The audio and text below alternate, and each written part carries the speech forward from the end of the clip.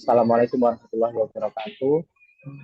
Di sini kami dari kelompok 5 ingin menjelaskan hasil kerja kami yang berjudul klasifikasi penyakit tumor otak menggunakan metode JAM. Di sini kami ada 5 data. Yang pertama tiga, kedua dua, ketiga tiga, keempat dapat, dan kelima saya sendiri JAM. Yang pertama berdasarkan dataset. Sini kami menggunakan dataset penyakit tumor otak. Dataset ini diisi 500 gambar mencakup informasi terkait tumor otak yang dironsen. Data gambar yang digunakan untuk masalah ini adalah gambar hasil MRI otak untuk deteksi tumor otak. Data tersebut terdiri dari pemindaian dari sebuah kelas, yaitu yang pertama 0 atau tidak ada tumor yang diinstruksikan sebagai angka 0. Yang kedua, yes, yaitu memiliki tumor yang dienkripsikan sebagai angka 1. Tujuan utama dari proyek ini adalah membangun model CNN yang dapat mengklasifikasikan apakah subjek memiliki tumor atau tidak berdasarkan pemindaian dari MRI. Lalu yang kedua, implementasi. Di sini kami menggunakan pemrograman Python. Lalu untuk eksekusinya kami menggunakan Google Collaboration. Selanjutnya kami menggunakan library OS. Yang pertama OS, lalu yang kedua TensorFlow atau dialiaskan sebagai TF. Yang ketiga TensorFlow Keras Pre-Processing Image. Lalu yang keempat TensorFlow Keras Models. Lalu yang kelima TensorFlow Keras Layers. Lalu yang keenam TensorFlow Keras Fallbacks. Yang ketujuh Escalon Matrix. Lalu yang kedelapan library NumPy atau dialihkan sebagai NumPy.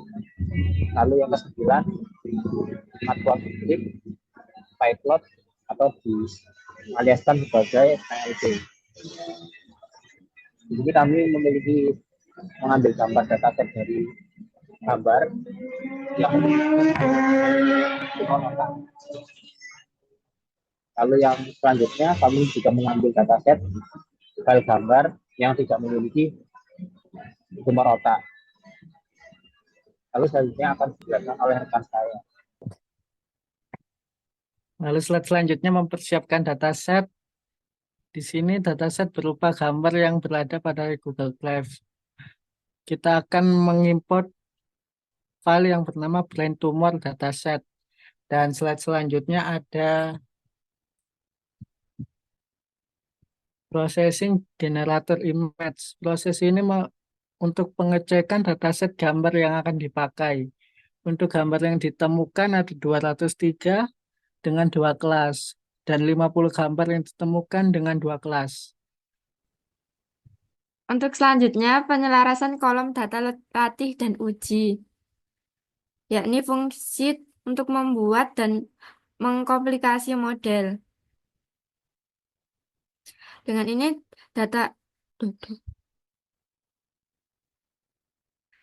dengan dev create model 6 layers, dengan input shape yakni 150, 150, dan 3.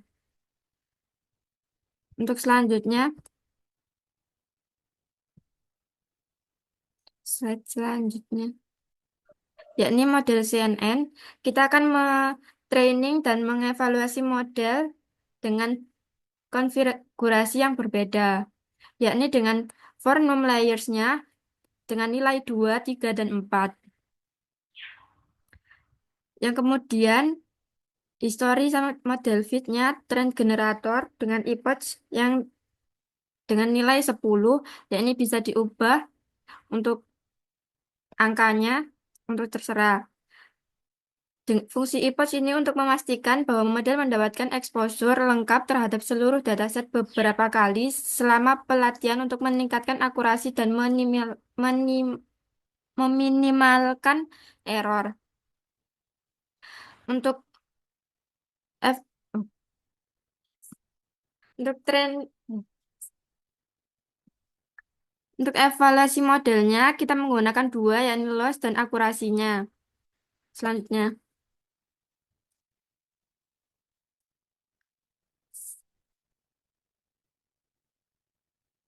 ya, ya ini training model yang menggunakan layers 2. Dengan nilai val loss yang pertama yakni 0,5, yang IPOS 2 0,5 juga. EPOS 1 sampai 3 yaitu sama, val loss-nya 0,5, dan IPOS 4 yakni val loss-nya 0,49. 0, yang IPOS 5 sampai 6 sama juga 0,5. IPOS 7 yakni 0,6, dan IPOS 8 itu val loss-nya 0,6. IPOS 9 yakni val loss-nya 0,7 dengan validasi loss-nya 0,49 dan validasi akurasinya 0,7. Sudah, sudah. Selanjutnya yaitu layers ketiga, EPOS 10. EPOS pertama yaitu val loss-nya 0,5, EPOS kedua 0,5, EPOS ketiga 0,5, EPOS keempat 0,5 sampai EPOS ke-6. EPOS ke-7 yaitu 0,49, EPOS 8 sampai 10 yaitu 0,4. Nah, untuk hasil akhir dari validation loss-nya yaitu 0,41%. Dan validation akurasinya yaitu 0,80. Selanjutnya, EPOS dengan layers 4 yaitu EPOS 1 sampai EPOS 2, validation loss-nya 0,6, EPOS 3 sampai EPOS 8 0,5, EPOS 9 sampai EPOS 10 yaitu validation loss-nya 0,4. Untuk hasil akhir validation loss-nya dari keseluruhan yaitu 0,49, validation akurasinya yaitu 0,74. Selanjutnya, visualisasi dari coefficient matrix CNN, yaitu terdapat 5, 14, 11, dan 20. Baik, untuk selanjutnya hasil akurasi dengan berbagai layers. Untuk hasil berbagai layersnya yaitu memiliki layers 2 memiliki akurasi 0,77, terus layer 3 memiliki akurasi 0,80, layer 4 memiliki akurasi 0,74. Selanjutnya kesimpulan ini memiliki kombinasi dari masalah klasifikasi model CNN